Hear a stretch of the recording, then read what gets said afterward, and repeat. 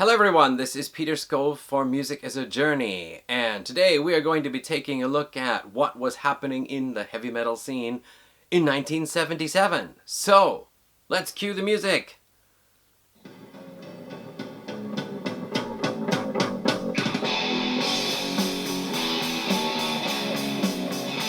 I better stop there. That was one of those things when I first started making these videos that I would always say, cue the music at the beginning, and then some music would come in. But in the beginning I was featuring artists that I had a connection with, so it was easy for me to just ask, can I use your music in the beginning of my video? Anyway, so heavy metal in 1977. So how did I hit upon this idea? One night, actually way back in 2017, I was walking home and I was listening to Judas Priest's album Sin After Sin, released in 1977. And I was thinking, this is really good. Like, this is heavy metal music unlike what anyone else was doing at the time, as far as I know. And so I wondered what was really going on in the heavy metal scene in 1977. Now, of course, Judas Priest are often regarded as reinventing heavy metal with their 1976 album, Sad Wings of Destiny, and certainly Rainbow's 1976 album, Rising, also has been given lots of praise and super high ratings and in the heavy metal community as well. So we know that there was something happening around 1976. And also, of course, there was the whole new wave of British heavy metal movement, which in 1976 hadn't really done anything yet, at least on vinyl, but bands were forming as early as 74, 75, and there was this change coming along, this exactly a new wave of British bands who were playing heavy rock, hard rock in a new way. So what I decided to do was take a look at my 1977 album collection, as well as order in some other ones that I didn't have yet that I'd been thinking about. And we're going to take a look at what was exactly happening in 1977, what was the shift that was going on, how far had it shifted, really what was the state of heavy metal, hard rock, heavy rock at that time. Alright, first let's consider the big three. The so-called unholy trinity of the early 70s. Led Zeppelin, well, they had released their movie The Song Remains the Same, and their album Presence. Presence was a straightforward guitar rock album. There was electric guitar rock album, no acoustic guitars, no keyboards. But it wasn't really metal. The song Achilles' Last Stand certainly is metal in its tone, its atmosphere, its lyrical theme, and it's also very progressive as well. So for that, Led Zeppelin can get some credit there, but that was 1976. 1977 was actually a very tough year for the band because Robert Plant's son very tragically died, and so things were kind of on hold for them. So we can rule out anything from Led Zeppelin in 1977. Black Sabbath, they were also going through difficult times. They had just released Technical Ecstasy the year before. It is often regarded as one of the lowest, it is actually one of the lowest, if not the lowest ranked album of the original lineup's 1970s output. Ozzy Osbourne had actually left the band, or possibly been fired from the band, I don't remember. He actually was thinking to start a new band of his own called Blizzard of Oz, and he brought in the musician members of a band that was formerly managed by Black Sabbath's, I think Tony Iommi, or their management company anyway, called Necromandus. They had a weekend together, nothing came out of it. Ozzy Osbourne went back to Black Sabbath. The year after, 1978, was when they would release their final album with the original lineup, Never Say Die. 1977, no output from them. How about Deep Purple? Well, 1977, Deep Purple had already split up, and the members, all the members that had been in the band at this time were off doing various things. Ian Gillan had started his Ian Gillan Band, which was essentially a jazz fusion band still at this time. Roger Glover was he was producing albums. In fact, he actually produced Sin After Sin by Judas Priest, the album that basically kicked this video off, this whole idea off. But he was also into a project called Elements, where he was not using any electric guitars because he said he'd been producing so many bands, as well as Nazareth, right, with hard rock heavy guitar sound, and he didn't want that at all for his album. So there's that. David Coverdale had gone off, started his own solo project called David Coverdale. He released a debut album in 1977 called Whitesnake. It is essentially a blues-based rock album with a fair bit of soul. I don't mean soul music, but just soul feeling in it. There's only one song that to me really rocks out hard, and that is a song called Blind Man, which is really excellent if you can get a chance to hear it. Glenn Hughes was off doing basically funk stuff, I think. Who else we got? John Lord and Ian Pace. They had teamed up with Tony Ashton. They were in a group called Pal. Later, they would join up with David Coverdale and Whitesnake. Who else we got? Nicky Simper, the original bass player. He was off in his own band called Nicky Simper's Fandango around this time, or might have been a year later. Kind of a hard rock band anyway. Rod Evans was about to commit career suicide. He had previously been with the excellent heavy prog band Captain Beyond, but he left, and it was around this time he was going to start a new version of Deep Purple.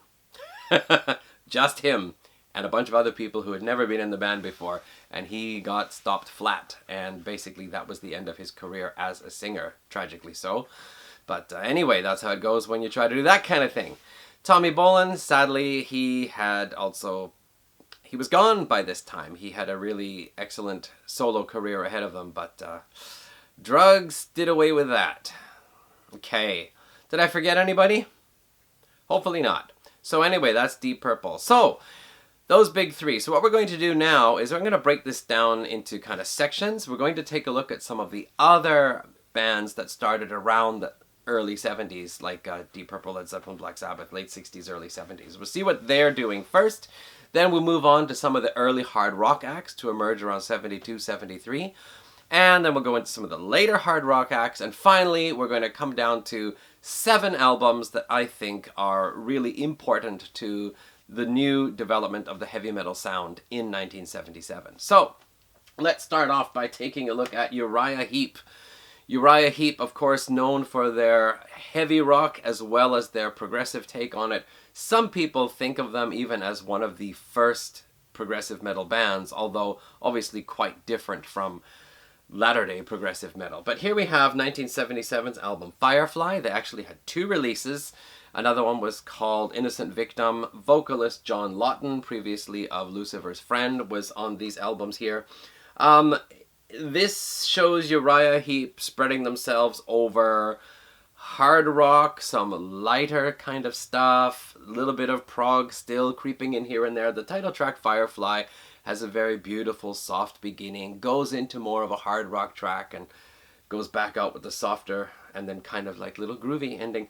But as a hard rock album, it's a bit on the weak side. I still like it, but doesn't really exhibit the powerful music that they had over their first few albums, especially an album like Look at Yourself, which is just killer as a heavy rock album. Nazareth. Now, Nazareth was a band that always they were basically a blues-based hard rock band, but they could get pretty heavy from time to time, especially 1975's Hair of the Dog. This is 1977's Expect No Mercy. Take a look at that cover. Looks totally metal. We're still wondering how this guy is going to bring this sword down like this with his horns sticking out like that. I'm sure his elbows are going to be blocked. It'll be difficult. But anyway, Nazareth had, after Hair of the Dog, gone and released 2 albums in 1976, which were basically, again, hard blues-based hard rock albums with some, little dips to the side here and there. Expect No Mercy shows the band diversifying themselves a little bit more in their sound, I think. However, it does have some of their typical more gritty songs, such as Kentucky Fried Blues, Revenge is Sweet. These two are pretty kind of growly, gritty songs. The guitar tone is a little bit high, though. It probably could have been heavier, so instead it's more of a bite than a deep growl. The opening track is probably the best title track, Expect No Mercy. It is a fast-paced song, really great guitar riff at the opening. probably a good example of a heavy metal song for 1977. Thin Lizzy, of course, a famous band out of Ireland in the early 70s there. We have Bad Reputation here in 1977. By this time, Thin Lizzy had added American guitarist. Shoot, I've forgotten his name. But anyway, I think this album is pretty cool. The title track has become my favorite Thin Lizzy song. Just really grooves and rocks, has some heavy riffs and some great drumming. But as Thin Lizzy does, I mean, they have other stuff on their album. So there are some good heavy hard rockin' songs, and there are some other things in there that are more lightweight. But still, Bad Reputation I would put on a compilation of heavy rock songs from 77. Not really an indication of where heavy metal was going, mind you. Next up we have Sweet Off the Record. This is their 4th consecutive album of really hard rocking tracks. They even border into heavy metal, and on a couple of tracks on the previous albums, almost like precursors to thrash metal. This album continues that really hard-hitting, hard-rocking sound, and it was also the last album they would do like this. The year after that, they would really soften up their sound, and soon after that, vocalist Brian Connolly would leave, and the band would continue on as a 3-piece. But nevertheless, Off the Record, really hard-rocking, kick-ass album. Just about every track here just starts off like really lots of grit and balls, so Sweet's Off the Record. But of course, this is a continuation of what they'd been doing since 1974, so there's nothing new here. This is just that mid-70s really heavy hard rock sound continuing. Good stuff though. Okay, it might seem kind of funny to mention Queen, but you do have to remember that they did start out in 73, 72, 73 playing a more heavy, exactly, they were referred to as heavy metal. I even have a 1974 issue, 75 issue of Circus magazine that says they play plenty of heavy metal. Of course, Queen developed their sound, spread it out. They did a lot of different stuff. So by the time we get to 1977, News of the World, this is the album that gave us We Will Rock You and We Are the Champions. The typical Queen sound, I think, is really developed here, and there's not much left that was heavy. However, we do have track 3, Sheer Heart Attack, which was written at the time of the recording of the album Sheer Heart Attack back in 1974. This is a fast-paced, speedy, almost like sweet, sweet on speed with some punk mixed in. Not exactly heavy metal, but definitely a hard-rocking, speedy, kick-ass song. A couple of the other songs in here too, of course, bring in the hard-hitting chords. It's Late has been called a power ballad, does have some powerful guitar in it. But, you know, Queen being Queen, they were into doing lots of other stuff, so there's not so much on here I would pick off, but just to let you know where that was going, and because I have the t-shirt, it's the only t-shirt I have for 1977, thought I'd mention that album. Okay, one more band to mention from the early 70s, Blue Oyster Cult. Now remember, they actually started out, when Sandy Pearlman took over as their manager, and changed their name, he actually wanted to make America's answer to Black Sabbath, and it didn't really work. They had some heavy songs, but Blue Oyster Cult are a band of their own. I think they have like 4 songwriters, they have 4 lead singers. They just go off and do lots of other stuff. Sandy Pearlman, of course, writing a lot of the songs, dictating the course of the band. So their albums are quite diverse. However, this album is the one that gave us Godzilla, which is one of, I think every Blue Oyster Cult album has one really good, meaty, heavy track. And then the rest of the songs are, you know, sometimes more progressive, sometimes lighter, and I think they also have a strong early 60s harmony type sound to a lot of their songs too. But Godzilla, great, heavy riff, kick-ass song. It is more of a rock and roll song around the chorus, but that riff and all that lead guitar work is excellent. So I would put Godzilla on a compilation of 1977 heavy metal songs. Alright, so that's for the early 70s heavy bands. Now, around 72, 73, there was starting to become a shift away from the more downer rock style of heavy metal, and it was going more towards the hard rock style, which is actually what became called heavy metal more regularly once we hit the mid-70s. So let's take a look at a few of those bands. So of course we have Aerosmith. Aerosmith, another blues-based hard rock act who are often associated with heavy metal. Their fifth album here, Draw the Line, came out in 1977. It follows basically what they had been doing until then. Again, more good, fun, hard rock. Lots of great songs. Nothing so much really heavy except Kings and Queens, which is actually the kind of slower song on the album, but it has that heavier tone, you know, kings and queens and guillotines taking lives denied. There's this mournful feeling to it, and even though it does feature piano and so on, it just has more of that heavier feeling to it that I think actually could be covered by some power metal bands later on maybe. But anyway, Aerosmith, basically a hard rock act. Mahogany Rush, it's worth mentioning because Frank Marino and company, he's a great guitar player, so he does a lot of different guitar stuff, very heavily influenced by Jimi Hendrix. But every Mahogany Rush album I've heard so far has at least one track on there, sometimes two, that are really just low, heavy, ballsy stuff. The opening track here, I just got this not long ago and my eyes are going, Requiem for a Sinner. Well, that just sounds like a great heavy metal title anyway, doesn't it? Could be an album title, Requiem for a Sinner. Anyway, that is probably the best one on here. It does have keyboards in it. I thought I'd mention it anyway because it's Mahogany Rush. And another band that came out in around 73, 74 in Canada was Moxie. This is their third album, Riding High. This is just really good, solid, hard-hitting hard rock. Again, there is nothing really new coming to the table. There is no new branch developing. But as a really good, solid, kick-ass album, Moxie's Riding High does have a good place. Alright, and then of course, the boys from Down Under, ACDC, their third international album, basically their fourth album, Let There Be Rock, following what ACDC do best. The sound is changing a little bit for the band, but it still has that really raw, hard rock, almost punk-edged kind of sound to it.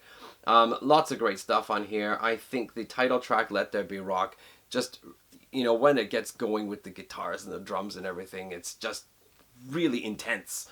So for that song should probably go on a list of 1977 really kick-ass hard rock, heavy rock songs.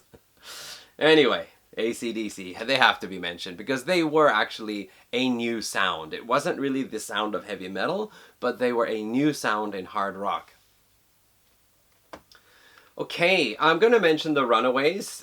This album actually came out in January 1977, Queens of Noise.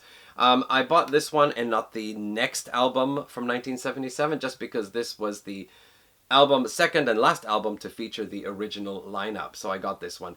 It does have more of a punky edge to it. This is California, 1977. It's hard rock. Lita Ford is on here. She does give us some pretty solid heavy riffs. One of the songs, Born to Be Bad, is actually pretty lame in some ways, but the riff at the chorus is really heavy and cool. And as I said, Lita Ford does do some great soloing in here, but it does have more of this, Joan Jett has a really strong presence on this album as well. So it's more of that kind of 16-year-old girl who would give us I Love Rock and Roll from 1982 or whatever it was. So not really a heavy metal album, but, there are some elements on there. Anyway, these girls certainly do kick ass, and they're like 15, 16, 17 years old, so it does have a kind of juvenile feel to it. It was pretty good. Okay, just to mention another hard rock act coming out of Canada. This is Tease, their debut in 1977. It is, again, a hard rock album. Good solid playing. Again, nothing really pointing the way forward. This is an album of the time. You can find plenty of albums playing out this kick-ass hard rock in 1977. However, an interesting one here is Thor. I keep mentioning this guy. Keep the Dogs Away. He had an album or two before this, but this is the one that has been kind of, remastered and reissued and is available. It is a strange album. In some ways, there are signs of, I feel like, a new take on heavy rock. Something like Military Matters is almost progressive or really pointing the direction towards song composition or playing styles. It does have some pretty good hard rocking stuff. The guitar sound is not really heavy enough, but in a lot of songs, but the style is an indication that Thor and company were doing something a little bit different. This is not a tease album. This is not a sweet album. This is something different anyway. I just find it is not heavy enough for me to really think, wow, this is a great heavy metal album. But it is an interesting album. Okay, another bunch of new bands coming out. Stars in the US. This is their second album. What is it called now? Violation. Again, it is a hard rock album, a little bit on the poppy side in places, but Subway Terror is a really good one. It's about a guy stalking people in the subway stations to kill them. So, you know, there's a really cool video. Someone has created a special type of animation for this song, which is how I heard about it and had to get this album. The rest of the album is from pretty good to all right, but that song Subway Terror, that's a nice one. But again, we're talking about 1977 hard rock. No new direction showing up there. One interesting band here though, Angel. This is a compilation of their first two albums, On Earth as It Is in... sorry, not their first two albums, their third and fourth album.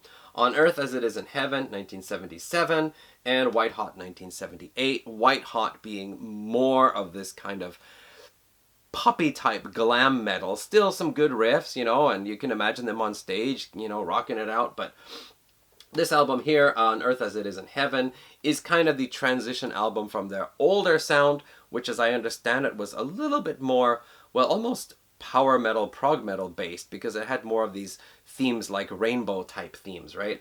And from here, this is the kind of transition where they're starting to move into a more poppy sound. But they do have some tracks on here. I think even the very first one, Can You Feel It? It really sounds more like a mid-80s hair metal track. So in that way, you can almost feel, I feel this album shows a kind of bridge point between 80s glam metal and mid-70s like Sweet and so on kind of stuff. So this is like the step that later on went on into the 80s, even if they weren't a direct big influence on 80s bands. So it's pretty cool anyway. In that way, this is a forward-looking album a little bit. Another band out of the US, Legs Diamond, their debut in 1977. Again, a solid hard-rocking album. They are often said to be America's answer to Uriah Heap. I don't quite think so. There's just not enough organ in here for that. But it is a good hard rock album. I don't remember which one it was. Stage Fright. I think I heard that one the other day and thought, wow, that's actually really cool. So good riffs, good hard rock. Again, hard rock though, right? And another American band who formed in Colorado and later on moved to Winnipeg. How often does that happen? Alpha Centauri. This is more of a classic Uriah Heap sounding band. Lots of organ, lots of hard rocking guitar. I think dual vocals, harmony vocals, and so on as well. It is a pretty good, solid album if you like the early Uriah Heap sound. But again, early Uriah Heap. So we're not moving forward. Still though, pretty cool. Okay, now I want to get into 7 albums that I think really are showing the movement forward. These are albums that are taking steps. Wait, okay, there are a couple albums I have to mention which I just simply don't have that came out in 1977. Ted Nugent's Cat Scratch Fever. I actually had it on cassette in the 80s. I have never really been a big fan of Ted Nugent, not because of him personally, just his music didn't really grab me as much. However, I did listen to Cat Scratch Fever, some songs, recently on YouTube, and I think I will have to get that one again. It's better than I remembered it anyway. Alice Cooper, I think by now the Alice Cooper band thing was gone. He was basically just Alice Cooper. He released an album called Whiskey and Lace in 1977. The opening track is a really good kick-ass hard rocker. I don't have it. I checked it out. I've never been into Alice Cooper. Nothing against him. I think he is a legend. Just, I've never found the song or the album to really reel me in, you know? But anyway, Whiskey and Lace has some really good hard rock and stuff that you would expect from Alice Cooper, but Alice Cooper does a lot of other things as well, and that is also on that album. It is an Alice Cooper album, so I'm not sure that I'll be getting that one. And then, of course, Kiss. I think Dynasty was their Dynasty or Love Gun was their 1977 album. I am mildly interested in Kiss. I have 3 albums, and I'm not sure if I will be getting 4. But anyway, worth mentioning because of their presence in the hard rock scene and influence on heavy metal of the 80s. However, I have heard it said that their 1977 album was a little bit lighter than their previous stuff, so... Okay, now then, is it 7 albums or is it 8? I forget. There might be 2 albums paired up here. But here, let's take a look at my picks for the forward-pushing albums of 1977, pushing forward to heavy metal of the future. Now, the funny thing is, when I first thought about, let's take a look at 1977, one of the first things I did, and remember this is back in 2017, I went to the internet just to see what other people were saying. Was anybody singling out 1977 as a year worth talking about? As it turned out, Banger TV had just started their Overkill Rewind series, where they went back and looked at top albums from specific years as voted by viewers. Viewers could say what they thought were the best heavy metal or hard rock albums of specific years, and then they presented the results of which albums were picked the most. And so the very first one they did was for 1977, and it had just come out only a week or so, I think, before I hit upon the idea to check out 1977. Scott Waters of No Life Till Metal, well, he did a whole series for each year, covering a lot of the early years, from 1970 up to, I think, late 80s by now. But of course, he had a video for his picks for the top hard and heavy albums of 1977. And then there was another fellow, I'm sorry I've forgotten his name, but he also was doing a video for 1977. So there were at least 3 videos that were bringing out albums of 1977 and telling us what was happening in the metal scene at that time. Okay, so now, is it 7? Let me see here. There are 7 CDs here. One of them I don't have. So I'm going to mention these first 2 as a pair.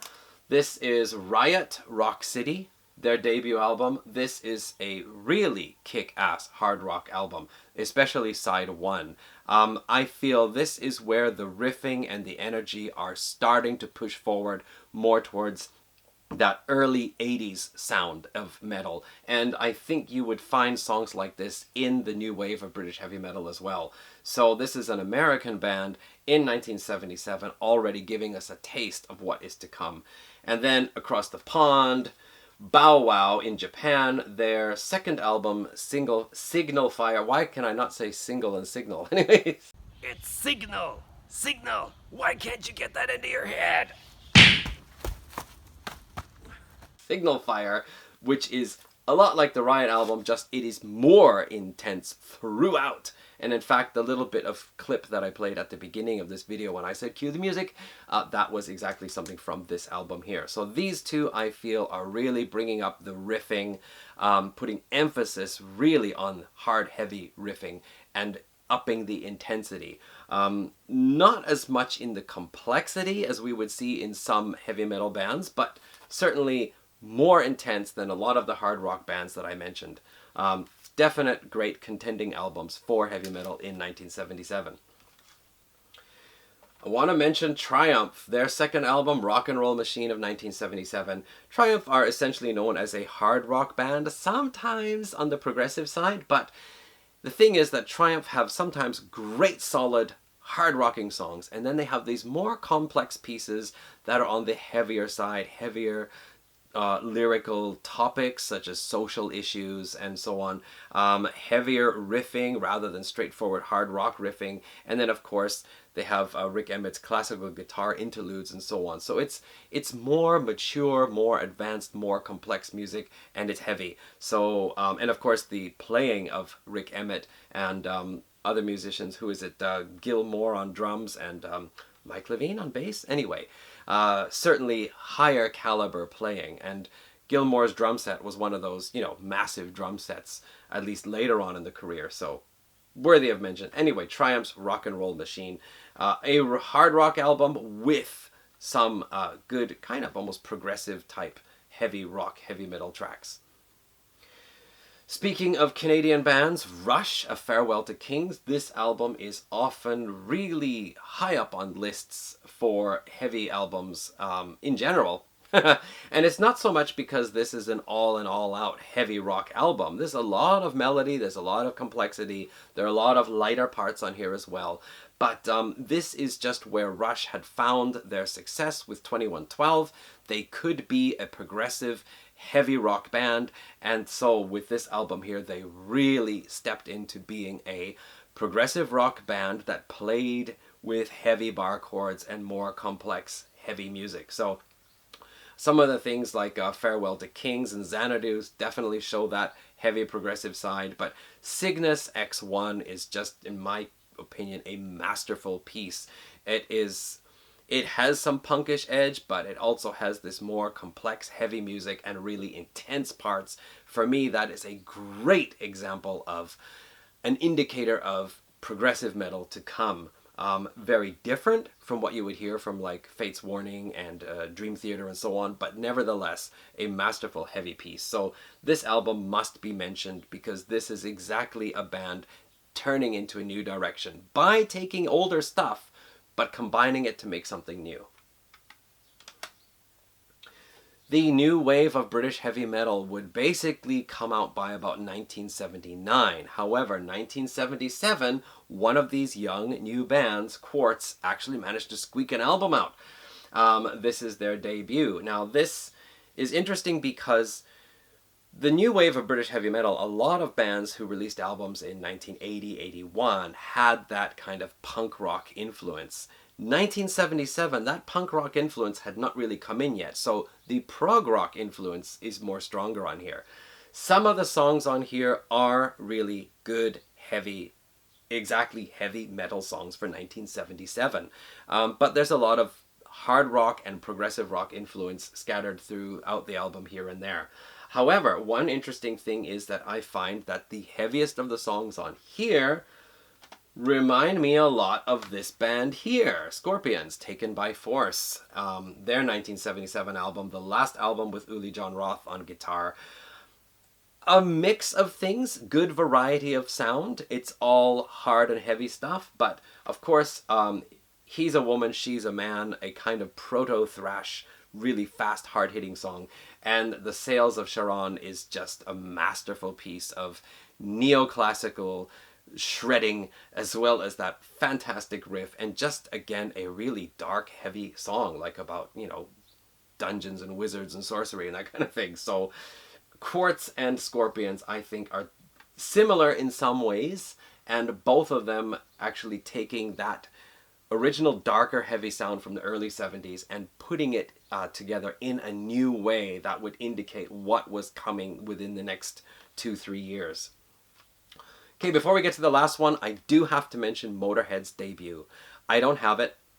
I like Motorhead. I think Lemmy is one of the most iconic figures in hard rock, heavy metal, rock music in general. But I've never really been into them. I do have Overkill and Ace of Spades. I had Bomber and Orgasmatron on cassette in the 80s. I've never got the debut. I keep thinking if I should. But anyway, according to the Banger TV video about 1977, the album is not as strong as what they would do over the next 3 albums. So it's a kind of warm-up album, but it does have that, you know, Lemmy's raw biker-style vocals, that kind of raw, straightforward speed and grit rock and roll sound, which, you know, it is typically based on rock and roll. It's not going for this more, you know, like Sails of Charon type of thing.